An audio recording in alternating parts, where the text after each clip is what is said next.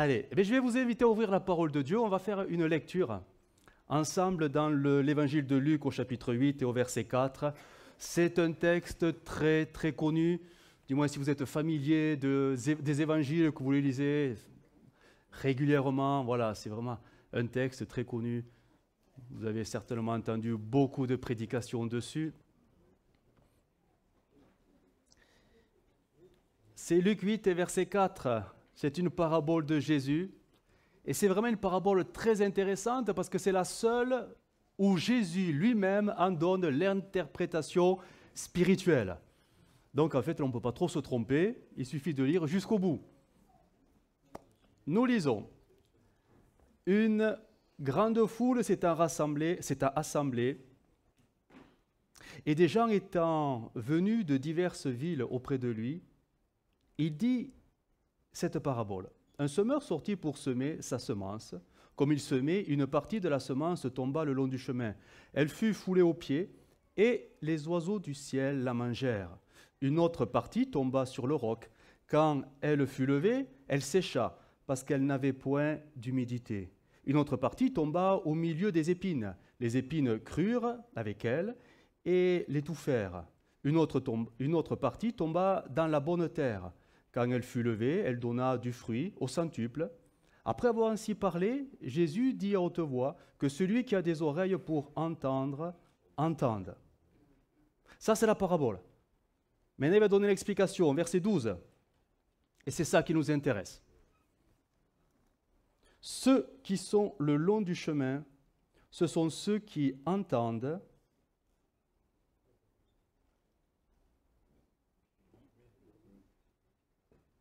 Donc là, vous êtes de ceux qui...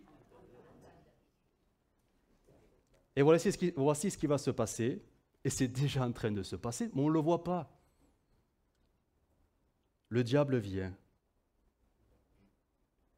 et enlève de leur cœur la parole, de peur qu'ils ne croient et soient sauvés. Alors on pourrait penser, ouais, mais cette parole concerne les perdus. Ben non, cette parole concerne tous ceux qui écoutent la parole de Dieu, parce que pour les uns, la parole de Dieu sera pour leur salut, pour les autres, ça peut être pour une guérison, pour une autre, une délivrance, pour une autre, une bénédiction. Bref, la parole de Dieu, elle est tellement vivante qu'elle procure toujours quelque chose. Sauf que des fois, elle ne procure rien. Pourquoi? Parce que le diable a fait le boulot. Alors ce matin, je voudrais vous parler de cet aspect du diable. Si on devait donner un titre, alors c'est vrai que le mot, on ne l'emploie pas souvent, c'est un peu désuet, ça ne se dit plus. La pugnacité du diable. La pugnacité du diable. Vous savez ce que ça veut dire? La pugnacité. Ouais, il lâche rien. Si on devait des synonymes, les voici, l'agressivité du diable. Ou, j'aime bien celui-là, le mordant du diable. Ah ouais. Ou la combativité du diable, la ténacité du diable, l'acharnement du diable. La pugnacité. Il lâche rien.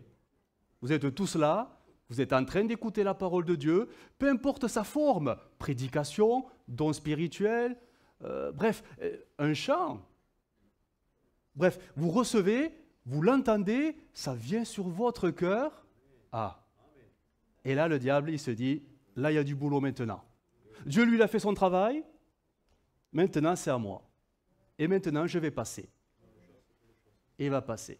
Et qu'est-ce qu'il va faire? Je vais vous le relire, du moins ce verset 12, dans d'autres versions. La parole vivante dit, regardez, verset 12, alors, ok, le grain qui tombe, etc. La fin de la troisième phrase, le diable survient,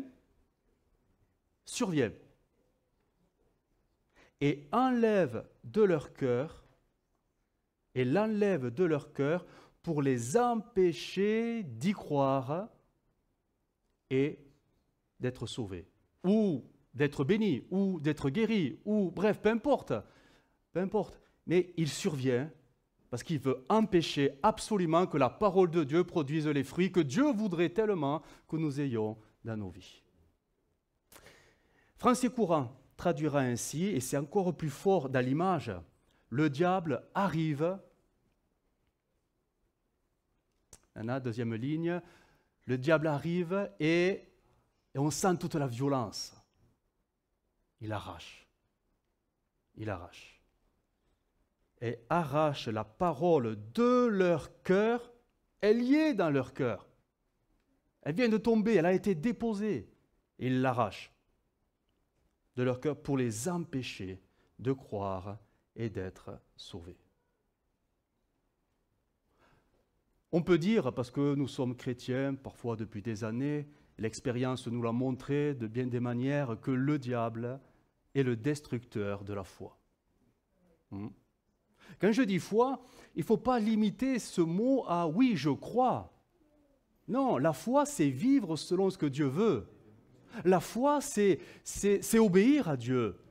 La foi, c'est servir Dieu. La foi, quand elle est vivante, elle manifeste plein de choses. Donc, on ne peut pas limiter la foi à « oui, il faut prier pour les perdus pour qu'ils aient la foi ». Non, il faut que les chrétiens grandissent dans la foi.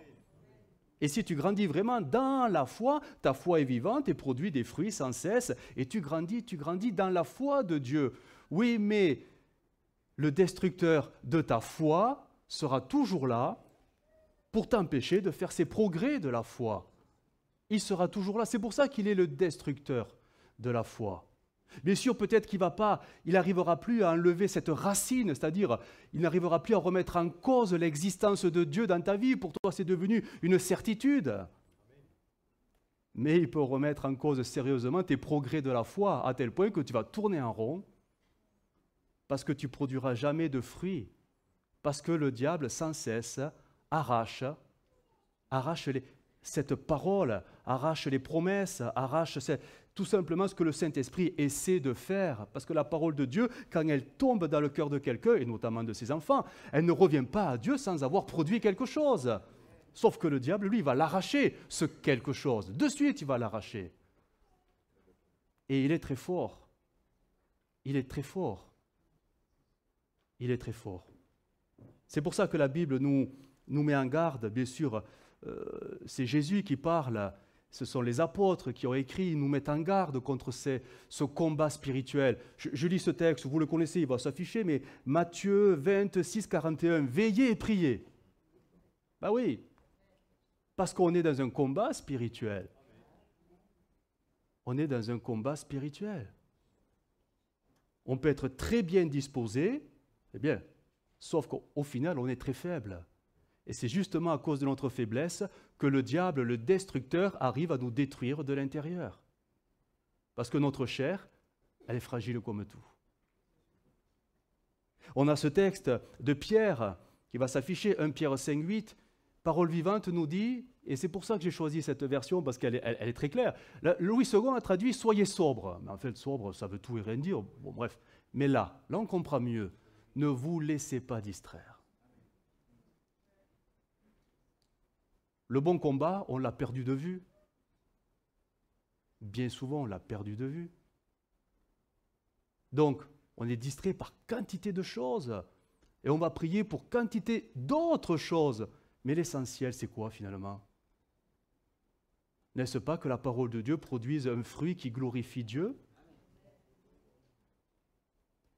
Alors on peut avoir de longues et de grandes prières, mais si en fait notre vie ne produit rien, ça sert à quoi? Si ta vie chrétienne ne produit aucun fruit, si la parole de Dieu ne produit aucun résultat en toi, ça sert à quoi de prier? On est distrait par quantité de choses. Soyez vigilants, nous dit le texte, votre adversaire, le diable, rôde autour de vous comme un lion rugissant, et il cherche quelqu'un qui va se laisser dévorer. Alors on va essayer de comprendre un peu la stratégie du diable, ensemble. Il est rusé. Vous n'avez pas peur, ça va, hein? Quand on parle du diable, faut pas en avoir peur. Je sais qu'on peut en avoir peur, mais ce n'est pas une bonne peur d'avoir peur de lui. C'est lui qui devrait avoir peur de celui qui est en nous, Christ. Mais on est tellement impressionnable que parfois, on ne veut pas trop penser à lui, pas trop le mentionner dans nos prières, comme si on pouvait se faire oublier de lui. Mais en fait, tu ne peux pas te faire oublier de lui. Je vais vous donner une parole qui peut vous effrayer, mais n'ayez pas peur, ce n'est pas mon but, mais le diable te connaît parfaitement. Il a un dossier sur ta vie comme ça. Mais il te connaît mieux que toi-même. Eh oui. Alors, certains vont dire, oui, mais le diable, il ne peut pas être partout à la fois. Et c'est vrai, mais il a derrière lui une armée d'esprits qui l'ont suivi. Bon, on appelle ça des esprits méchants, des démons, peu importe. Et lui, c'est le chef. Il délègue. Il dit, toi, tu vas t'occuper de... Mais on y passe tous. De toi. Ils écoutent tous ce matin. Et à midi, vous y passez tous. Il faut tous les visiter. Hein. Et vous enlevez tout ça, hein, parce qu'il ne faut pas que... Il y a eu un jeûne et prière. Il ne faut pas le laisser... Non. On va tout détruire de l'intérieur. Le diable vous connaît. Ses armées vous connaissent. Pourquoi ils vous connaissent? Parce que nous sommes des créatures spirituelles nouvelles, nées de nouveau. Et dans le monde spirituel, nous avons une identité, nous sommes connus et reconnus. On a un texte très intéressant, c'est dans Acte 19, il va s'afficher. Vous savez, c'est les exorcistes. Ils ont essayé de chasser des démons au nom de Jésus, tout ça. Et voilà qu'ils sont devant un cas avéré de possession, et le démon prend la parole. Et là, il va dire quelque chose. Je vous le lis au verset 15. L'esprit malin leur répondit, « Je connais Jésus. » Waouh. « Je sais qui est Paul. » Parce que le bonhomme, il mentionne le nom de Paul. « Mais vous, mais qui êtes-vous? Vous faites quoi là ?» Et ça fait peur, ça. Quoi, ça fait peur? Ça peut impressionner. Tu es enfant de Dieu, tu es né de nouveau, ça y est, le diable t'a repéré. Les démons t'ont repéré. Ils te connaissent. Tu deviens une cible. Tu es une cible. Et il ne va pas te lâcher. Il ne va pas te lâcher parce qu'il sait que la parole de Dieu a produit déjà des effets. La preuve, tu es né de nouveau, tu es sauvé. Ça ne passera pas. Il ne veut pas que ça aille plus loin. Il veut t'enlever cette foi pour que ta vie reparte en arrière, jusqu'à même la disqualification. Donc, ton dossier, il est connu dans le royaume des ténèbres. Et tous, ils nous connaissent si parfaitement. Donc, il a de quoi nous atteindre. Parce que nos failles, nos fragilités, nos faiblesses, nos manquements, nos défaillances, tout ça, mais, il le connaît, il le sait, et il fera quoi? Ils sont patients, ils vont attendre ce moment où ça commence un peu à déraper, où tu commences à être découragé. Oh, ils ne vont pas t'attaquer parce que leur méchanceté va prendre le pas. Non, ils ne font pas ce qu'ils veulent. À un moment donné, quand Dieu dira, « Ok, vous pouvez y aller », on va tester leur foi. Alors là, ils vont sortir tous les dossiers et ils vont savoir où et comment t'attaquer parce qu'ils connaissent tous vos points vulnérables. Un tel, ça peut être dans le domaine professionnel, pour l'éprouver, le tester. Un, ça peut être dans le couple, un autre avec les enfants, bref, même dans l'église, dans le service de l'église, dans la communion fraternelle. Mais ça prend toutes les formes possibles et inimaginables. Le diable, il a une imagination incroyable.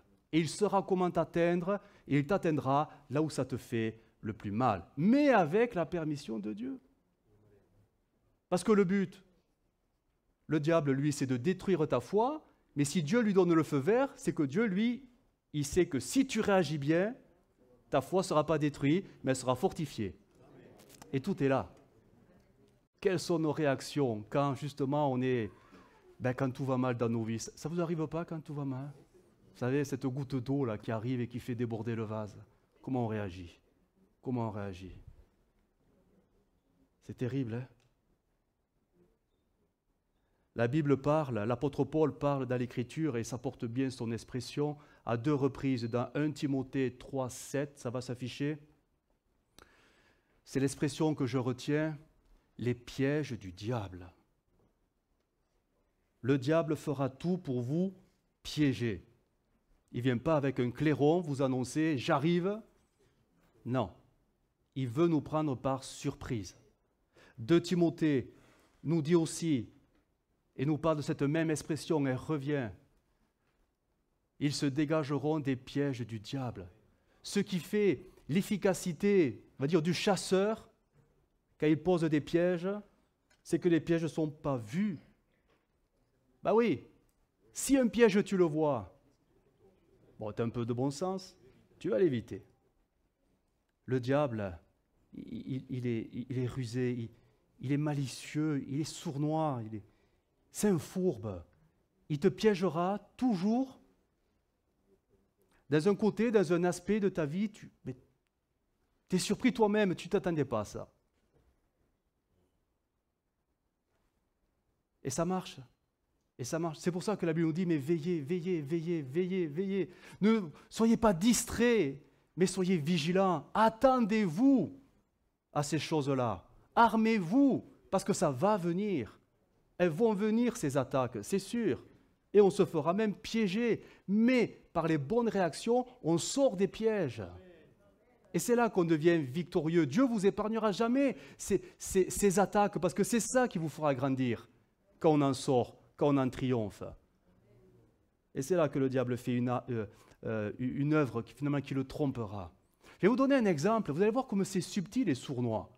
Vous savez, Abraham, il a reçu une promesse. Ok, t'es vieux, t'as de l'âge, mais je te dis que l'année prochaine, tu auras un fils. Ta femme, c'est vrai, elle est très âgée, mais elle va t'enfanter un fils. Donc, c'est la foi qui rentre dans son cœur. Sarah, elle a ri. Elle a ri un peu de ce rire mon cœur. Et Dieu l'a vu. Il dit, t'as ri. Non, j'ai pas ri. Attends, tu mens pas à Dieu. Bref. La promesse, elle a tardé un peu à venir quand même. Hein. Avant que Dieu arrive avec ce délai d'un an, ça a tardé. Et Sarah, à un moment donné, elle a dit, j'ai une idée. Aïe. Je ne vais pas dire que quand une femme a une idée, ça devient non. Je dis tout simplement que le diable lui a mis quelque chose dans la tête. Et ce quelque chose, regardez comme c'est sournois. C'était pour que la parole de Dieu se réalise enfin, parce que ça tardait un peu trop. Donc, Sarah, qu'est-ce qu'elle a dit? Agar, viens. C'est la culture, c'est normal, ça se fait, ça va. Tu vas aller vers mon mari parce que Dieu lui a promis une descendance et tu vas lui donner le fils. Et je l'adopterai, ça sera mon fils, etc. Tout ça c'est légal. Hein, ça. Mais regardez comment ça s'est produit. Elle vient d'où cette idée? Elle n'est pas tombée du ciel. Ce n'est pas le Saint-Esprit qui a mis ça dans la tête. Et qu'est-ce qui s'est passé quand le mal a été fait? Quelle est la première chose que Dieu a dit à Abraham? La première chose, juste après la naissance et tout ça, d'Ismaël, sois intègre. Sois intègre. Mais pourquoi cette parole, elle n'a pas été dite à Sarah? La promesse, elle a été faite à Abraham, pas à Sarah, à Abraham. Sarah, c'est l'instrument de la promesse. Le problème, c'est que Abraham, il n'a pas su dire... Mais ma femme, tu me dis quoi là? C'est pas bien ce qu'on fait, il ne faut pas le faire. Il ne faut pas le faire ça. Mais il faut laisser faire Dieu, on n'a pas besoin d'aider Dieu. Mais si, tu vas voir. Vous savez, quand une femme veut quelque chose, j'ai dit une bêtise. Elles sont persuasives. Quand Ève tenait dans la main, et Adam, viens ici. Regarde là. Peut-être qu'il a dit, mais il faut pas. Mais si. Elle aussi, elle a été... Bref, le diable viendra toujours mettre des choses bizarres dans nos têtes. Et pour nous, peuple de Dieu, des choses qui vont parfois dans le sens des promesses.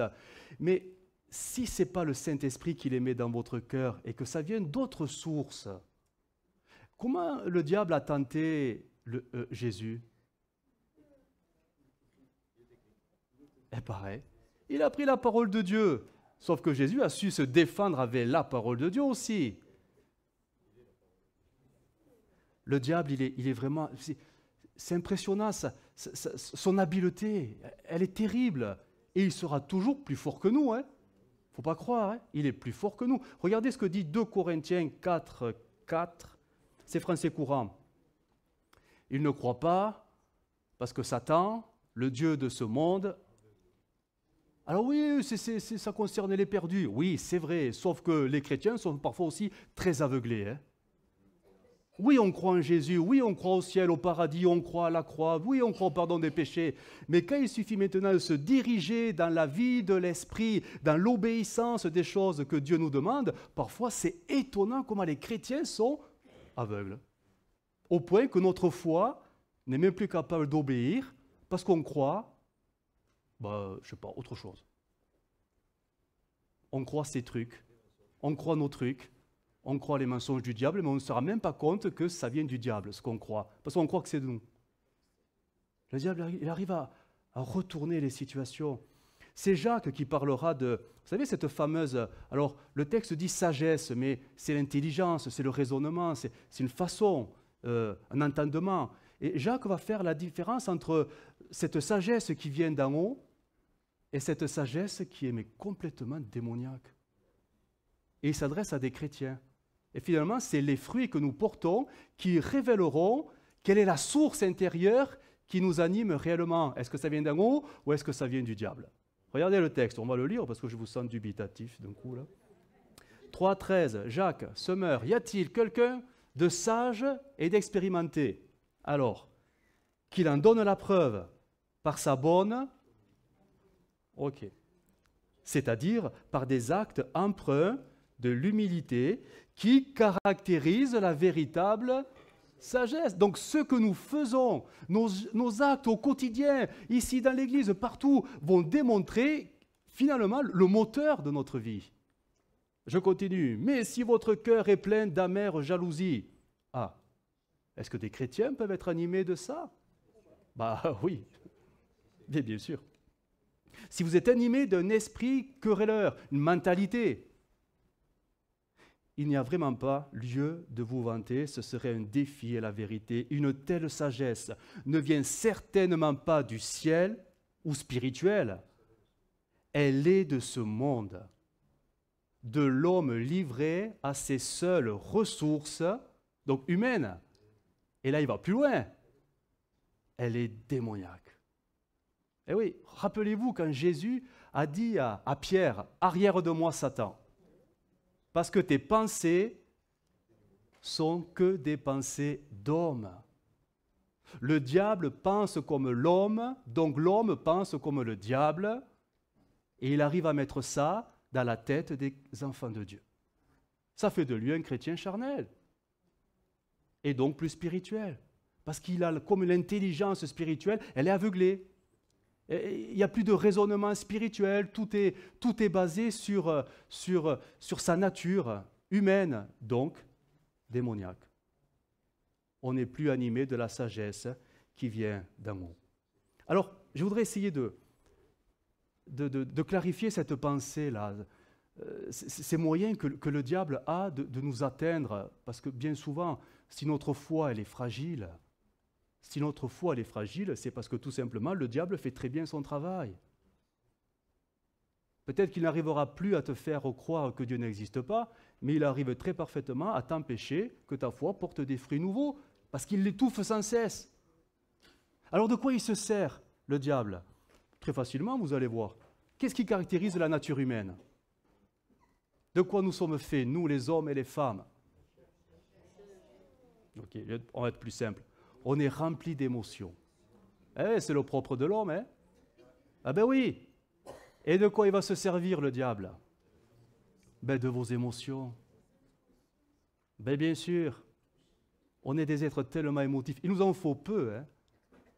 On peut être des fois transportés d'allégresse et louer Dieu comme si on était les vainqueurs de la foi depuis... Et le lendemain, être au plus fond du découragement, presque jusqu'à dire « mais ça sert à quoi d'aller à l'église, franchement, avec ce qui m'arrive ?»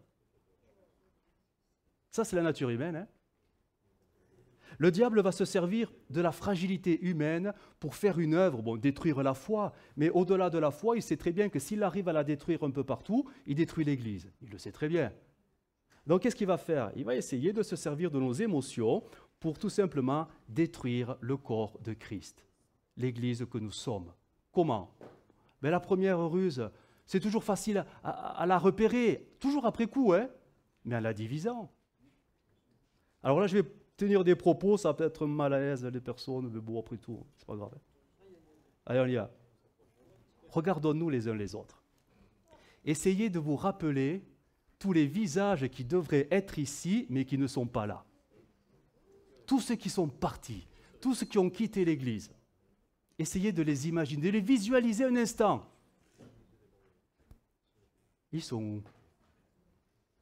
Qui leur a mis dans la tête l'idée de partir de l'Église? Le Saint-Esprit. Le Saint-Esprit, lui, il les amène dans l'Église. Dieu, lui, mais venez à moi. Et Dieu nous place les uns les autres dans des églises locales. Comment ça se fait que certains quittent leur église locale? Alors, pourquoi? Et là, on a des visages, hein? Qu'est-ce qui se passe? À un moment donné, il y a une émotion qui surgit et qui va dépasser toutes les autres. Colère, contrariété, déception. Bref, vous avez vu tout ce cortège d'émotions qui nous remplit.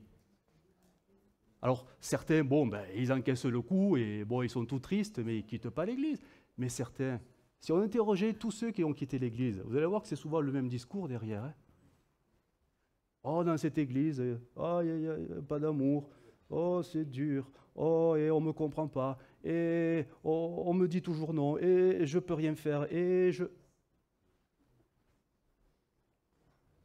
voilà. Voilà comment l'Église, au lieu d'être un corps qui fait un, Mais comme le diable, il est rusé, le diable, il dit, ben en fait, mais non, mais ok, mais va dans une autre église, c'est tout, voilà, c'est réglé. Tu vois, tu es toujours avec Dieu. Sauf que Dieu t'a placé ici et tu vas ailleurs. Ah. Donc, quand on n'est plus sur le terrain où Dieu veut que nous soyons, il se passe quoi? Ben, plus grand-chose. Hein? Plus grand-chose. Plus grand-chose. Le diable, c'est un diviseur. Ouais. Et oui, il faut prier pour que les âmes reviennent. Ouais. Nos frères et sœurs qui se sont perdus dans leurs émotions et qui ont été piégés par des raisonnements que le diable a su mettre en eux. C'était pour lui du pain béni. Hein. Il va se servir de vos tristesses, de vos déceptions. Il va se servir de tout ça. Il va vous mettre des trucs dans la tête, croyant après que vous allez bien faire. Oui, mais je vais dans une autre église parce que là on me comprend. Bon. Ok.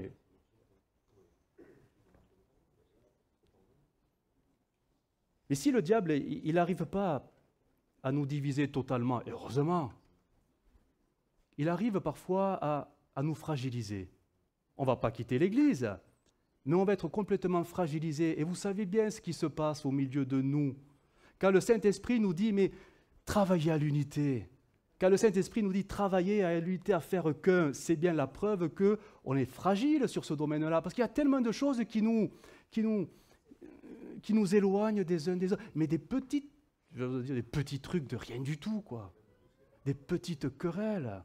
Alors là, je le dis parce que je le dis d'habitude, mais je sais que ça va toucher certains parce que je sais que c'est ce qui se passe.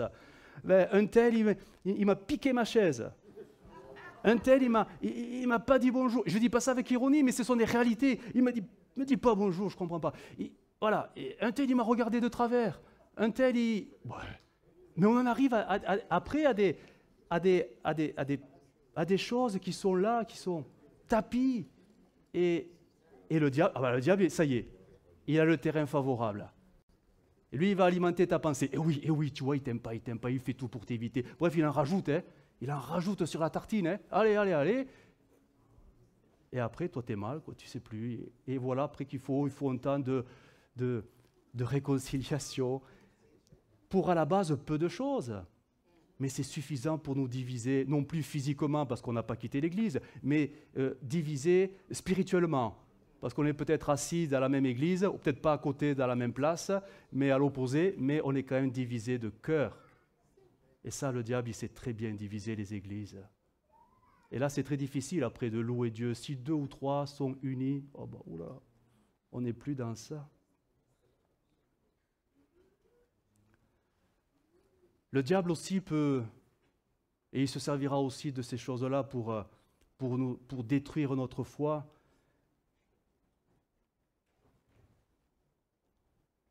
En mettant dans nos cœurs, dans nos têtes, les mauvaises priorités que nous devons donner à nos vies, à nos couples, à nos foyers, à notre peut-être travail, à nos affaires.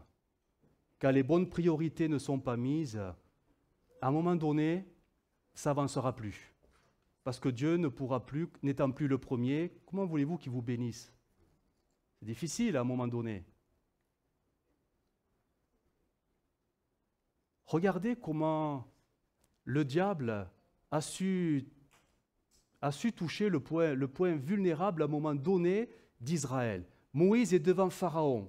Et Moïse dit à Pharaon, mais laisse-nous partir, nous devons aller louer Dieu, adorer, le servir. Là, on doit faire 3 jours de marche dans le désert. Quelle a été la première réaction de Pharaon? Et on comprend que Pharaon n'est que l'instrument du diable à ce moment-là. Il va donner un ordre, mais complètement. Il va dire, donnez-leur encore plus de travail. Et pourquoi? Pour qu'ils ne pensent plus à leurs yeux et à leur service prétendu, là, je sais pas quoi. On va les occuper, on va les surcharger d'activités, comme ça ils seront épuisés, ils seront fatigués, ils rentreront chez eux, ils vont dormir, et ils arrêteront leur truc, quoi. Donnez-leur encore plus de travail. Qu'est-ce qui se passe dans nos vies? Est-ce que les bonnes priorités sont vraiment là, au rendez-vous, devant Dieu? Qu'est-ce que le diable va essayer de faire dans ta vie? Il va essayer tout simplement de te faire croire que ta priorité, forcément, c'est la bonne, parce que c'est la tienne, à tes yeux. Sauf qu'il se peut que devant Dieu, ta priorité, qui est peut-être très importante, n'est pas la priorité selon le cœur de Dieu. Et là, on peut passer du temps à tourner en rond et à s'épuiser et à se fatiguer, alors que on prie pour que Dieu fasse quelque chose, il ne se passe rien parce qu'en fait, on ne sait pas mettre de l'ordre dans nos vies.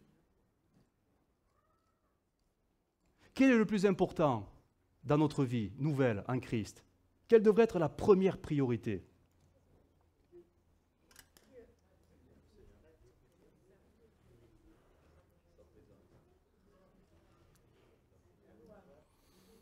Mm.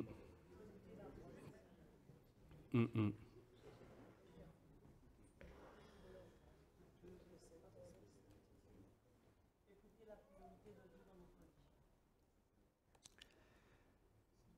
En théorie, on a tous la bonne réponse, hein?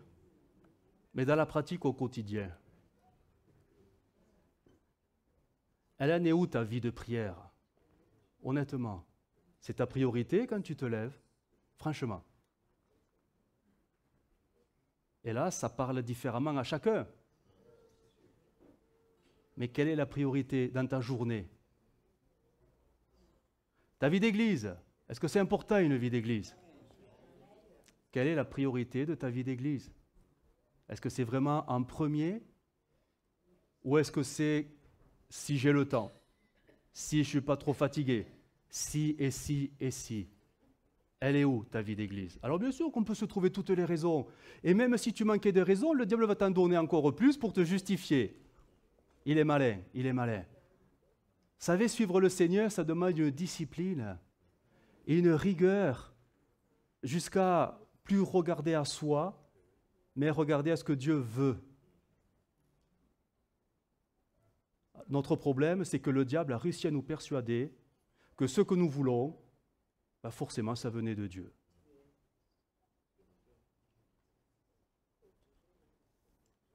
Le diable nous ment et il nous fait croire que les choses peuvent venir même de Dieu.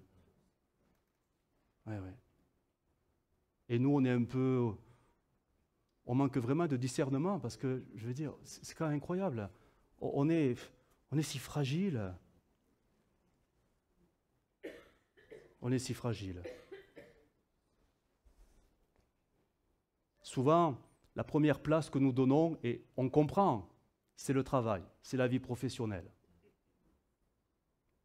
Ça se comprend, hein? Ben, vu les réalités d'ici-bas, c'est le travail. Mais honnêtement, est-ce que devant Dieu, ça tient la route?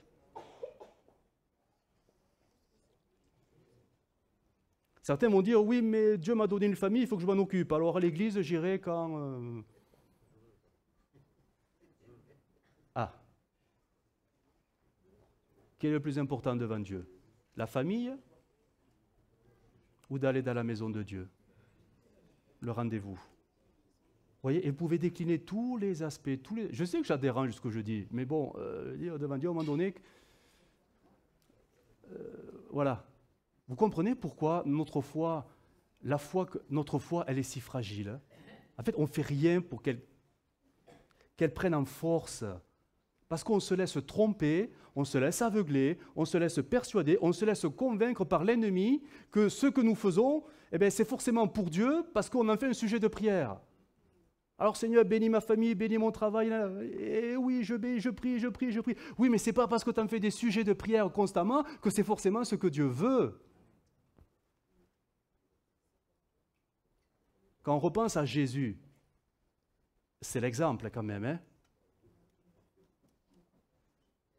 Dans le jardin de Gethsémané, il a su le dire, non pas ma volonté, mais la tienne. Et là, ça fait mal, hein? Ça fait mal. Ça fait mal de renoncer à sa famille pour aller à l'église. Ça fait mal de renoncer, ah ben je vais le dire, hein, à ses activités pour aller à l'église. Ça fait mal, hein, de renoncer peut-être à mon salaire, du moins une partie, pour l'église. Ça fait mal. Oui, mais c'est Dieu qui me le donne. Ben oui, mais c'est bien. Et qui te dit de le garder? C'est Dieu ou c'est le diable? Vous pouvez décliner tous les aspects de vos vies, mais si Dieu est vraiment dans le premier, franchement, ça se voit dans une vie. Vous savez pourquoi ça se voit? Parce que la foi, elle va produire des fruits. Et ces fruits vont se voir de plus en plus. Et ils vont durer, et ils vont durer, et ils vont durer. Des gens consacrés, ça se voit. Ça ne peut pas passer inaperçu. Ça ne passe jamais inaperçu. Ça s'entend, ça se sent.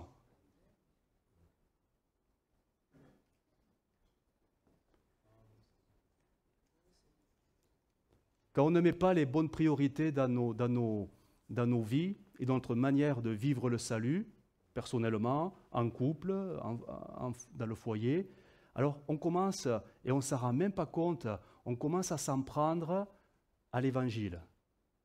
Et je m'explique, et à le dénaturer, à le déformer. Bien sûr que ça ne vient pas de nous, ça vient de l'ennemi, qui lui va tout faire pour te persuader, mais non, tu es un bon chrétien, regarde. Maintenant, il faut que tu pries pour il faut que Dieu bénisse tes affaires, il faut que Dieu te bénisse dans ta santé, parce que tu vois, ça va pas bien, là, il faut que Dieu t'aide, Toi, tu n'as pas su mettre les bonnes priorités, tu crois que tes priorités, c'est forcément les bonnes, donc, comme ça ne va pas trop bien, parce qu'au bout d'un moment, Dieu ne va pas trop te bénir dans tes erreurs, tu vas dire, mais Seigneur, il se passe quoi? Je crois en toi, pourquoi tu ne me bénis plus? Et là, on va se mettre à prétendre des choses à Dieu qui ne sont plus de nature de l'évangile de Jésus-Christ. C'est-à-dire, je m'explique, on va commencer à réclamer des choses parce que dans nos vies, ça ne va pas. Je suis malade. Alors là, je vais prier pour que Dieu me guérisse. On a peut-être oublié que tout simplement, Dieu a permis la maladie aussi peut-être pour te dire que ça n'allait pas dans ta vie parce que tu n'as pas les bonnes priorités. Et toi, tu es en train de t'acharner en te servant de texte pour te justifier. Seigneur, tu as dit que tu allais me guérir, alors guéris-moi. Voilà. Et tu fais de l'évangile un gros distributeur de bénédictions parce que ton quotidien, il est perturbé. Vous voyez comment on arrive après à dénaturer l'évangile même parce que dans notre vie, ça ne va pas. On a réduit l'évangile à « ça doit aller mieux parce que Dieu doit me bénir, je suis son enfant ». Oui, sauf que tu es son enfant, mais tu n'as pas su mettre les bonnes priorités. Et Dieu est en train de te dire que ça ne va pas parce qu'il y a des souffrances qui commencent à apparaître un peu partout. Et ça, tu ne le vois pas, parce que le diable a aveuglé ton intelligence. Dieu n'a-t-il pas dit que par la souffrance, il allait aussi nous enseigner un peu les choses?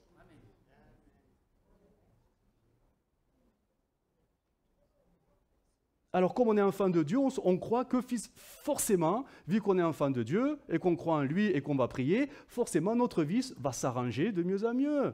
Mon travail, je vais en trouver mieux, avec un plus gros salaire. Ma famille va toute se convertir parce que je ne fais que prier pour eux. Bref, et ma foi, elle va grandir forcément parce que je prie pour qu'elle grandisse. Et l'ennemi va partir parce que je suis en train de dire de partir. Sauf qu'on s'aperçoit que bien souvent, nos prières, pouf, il n'y a rien qui se passe. Parce qu'on a fait de l'évangile, tout simplement, quelque chose sur mesure. Seigneur, tu dois me bénir parce que je suis en train de souffrir un peu en ce moment. Non. Je crois que la souffrance, elle est aussi là pour nous parler et nous enseigner. La souffrance, elle est là pour nous alerter parfois. C'est pour ça qu'il y a parmi vous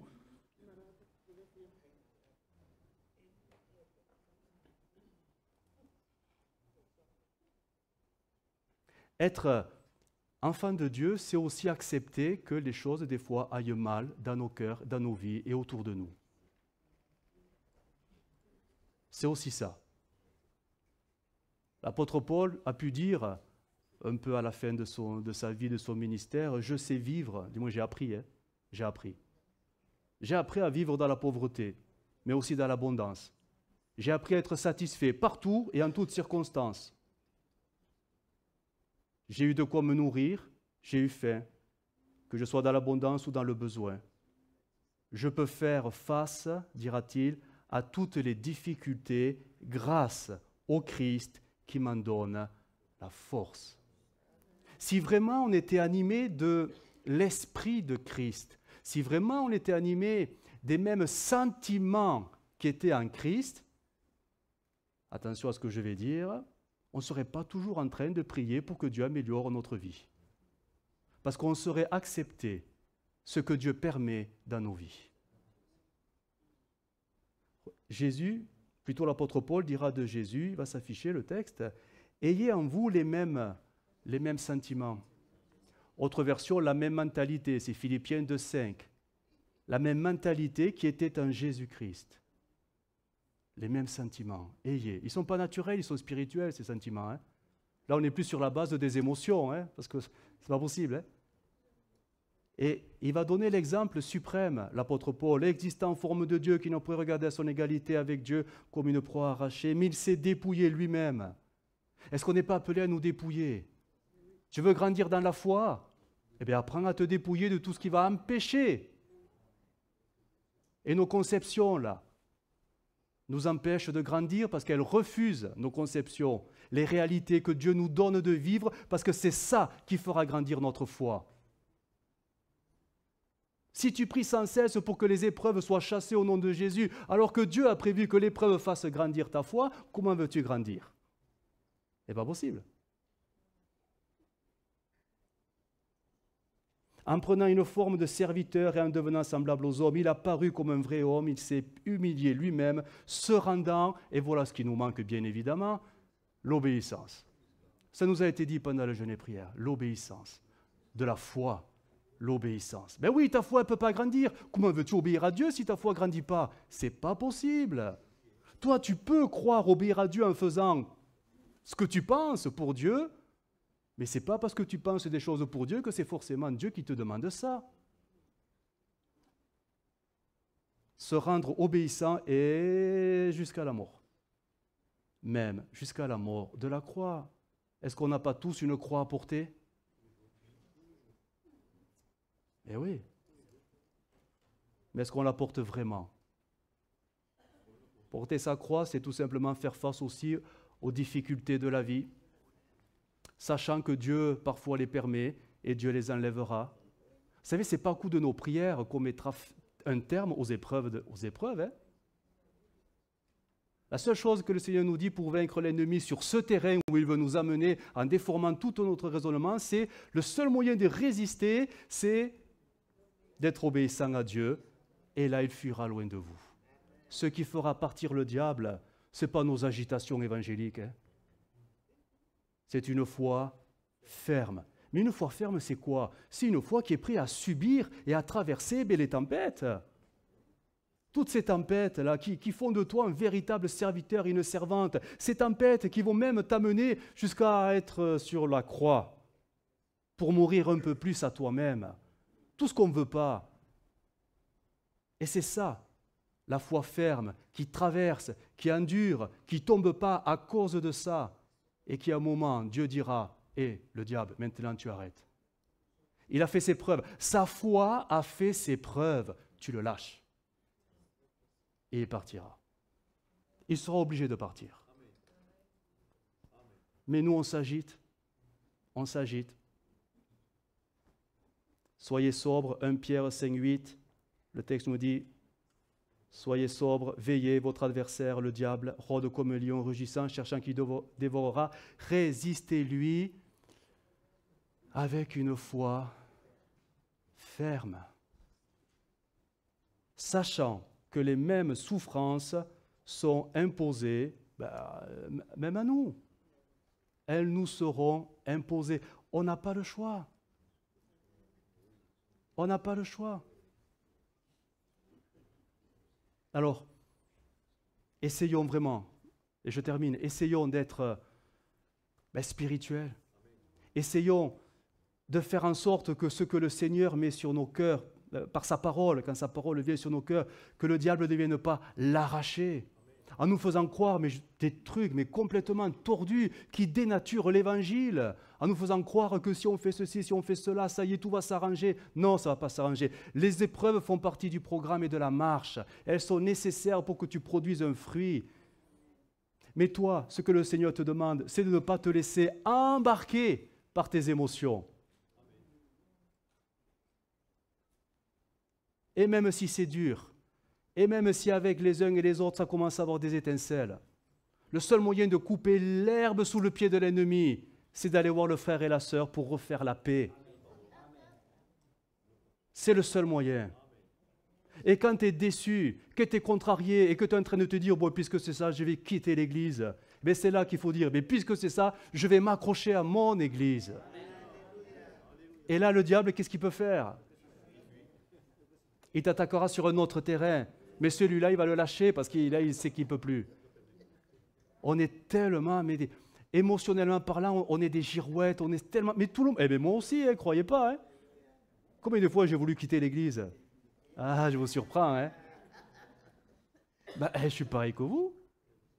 Vous ne croyez pas que ça m'a traversé l'idée? Mais je vais quitter l'église, mais il faut que je parte. Ah, je vous surprends. Là, j'ai dit une info. Ah, c'est une scoop. On est tous pareils. Sauf qu'il y a ceux qui vont résister malgré la pensée et ceux qui vont écouter la pensée croyant que « Ah, Dieu m'appelle à aller ailleurs. Merci Seigneur, tu me délivres. » Non, c'est un piège de l'ennemi, tout simplement. Non. Soyons pas des enfants flottants à tout vent. Le diable, il te trompera tout le temps. Il te trompera tout le temps. C'est son rôle et ça marche. Ça marche. Si on fait un peu le bilan sur notre assemblée, celle de Castres, oui, on parle de nous. L'église de Castres, elle est quand même fragile. Parce qu'on est fragile. Regardez la force qu'on aurait dû être. La force, l'armée qu'on aurait dû être. Et regardez, écoutez, je suis là depuis... Non, pas trop. 13. Quand je vois tous les visages qui auraient dû être là, mais on serait un peu plus, mais vêtements un peu plus. Et je me mets à votre place, vous qui êtes là depuis 20 ans, voire 30 ans, et vous avez une historique beaucoup plus longue, et vous voyez d'autres visages, mais pourquoi ils sont partis? Et souvent vous allez entendre dire, oui, Dieu m'a montré, Dieu m'a dit...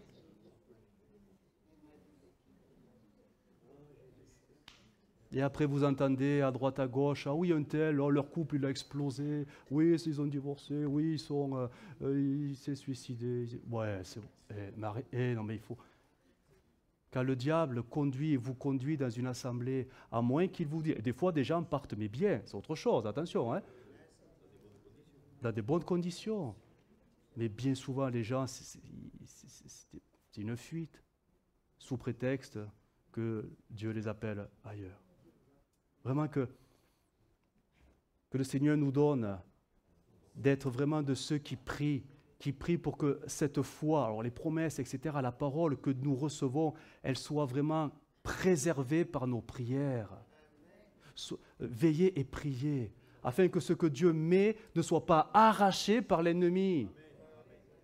Et que Dieu nous donne une intelligence vraiment spirituelle. Vous êtes des enfants de Dieu.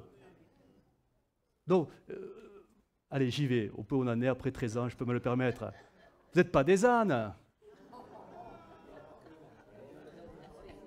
Oui, mais c'est la Bible qui parle comme ça. La Bible parle, ils sont parfois si insensés, je crois que c'est le psaume 32, verset 8, verset 9, qui dit, ils sont tellement insensés qu'il faut leur mettre mort dans la bouche, comme pour les mulets. Relirez, comme un cheval, ou un mulet, selon les versions. Attendez, on est des brebis. On est des agneaux. C'est mieux. Mais le Seigneur, pas le Seigneur, mais le diable, il arrive à nous faire croire qu'on fait l'œuvre de Dieu et on se comporte comme des mules et des mulets. Seigneur, garde-nous de nous-mêmes parce qu'on n'y arrive pas. Et que ton esprit nous aide, vraiment, vraiment, à vivre les choses selon ta parole. Que Dieu nous aide à la garder, afin que notre foi grandisse et comme on l'a vu ces derniers jours, que notre foi puisse faire des progrès évidents aux yeux de tous, aux yeux de tous. Et ça demande un gros travail de ne pas laisser le diable nous tromper dans des raisonnements et qu'on préserve cette parole parce que c'est elle qui produira les fruits. Ce n'est pas nous, c'est la parole à nous qui produit les fruits. On va fermer nos yeux, on va prier. Seigneur, nous te bénissons, nous t'adorons et nous te célébrons. Nous sommes là devant toi parce que tu connais, et mieux que nous-mêmes, notre grande fragilité. Et les ruses du diable, elles sont tellement efficaces qu'elles arrivent même à nous tromper, nous séduire et nous faire croire que parfois c'est en ton nom que nous agissons. Seigneur, garde-nous de nous-mêmes et de nos failles et de nos fragilités. Seigneur, nous sommes si... Seigneur, vraiment, que le Saint-Esprit puisse faire une œuvre de relèvement, de restauration, une œuvre, Seigneur, où chacun va pouvoir grandir et porter des fruits nouveaux. Fais de nous des colonnes dans ta maison. Fais de nous, Seigneur, des piliers dans ta maison. Fais de nous des bénédictions pour ta maison. Nous avons tellement besoin que tu nous relèves et que tu nous fortifies et que tu nous donnes une bonne vision et une bonne audition parce que c'est toi que nous voulons entendre et c'est toi que nous voulons voir afin que le diable n'ait plus de prise sur nos vies. Seigneur, garde-nous, vraiment garde-nous, Seigneur, afin que l'Église puisse elle aussi progresser d'une manière évidente pour que ton nom soit élevé. Amen.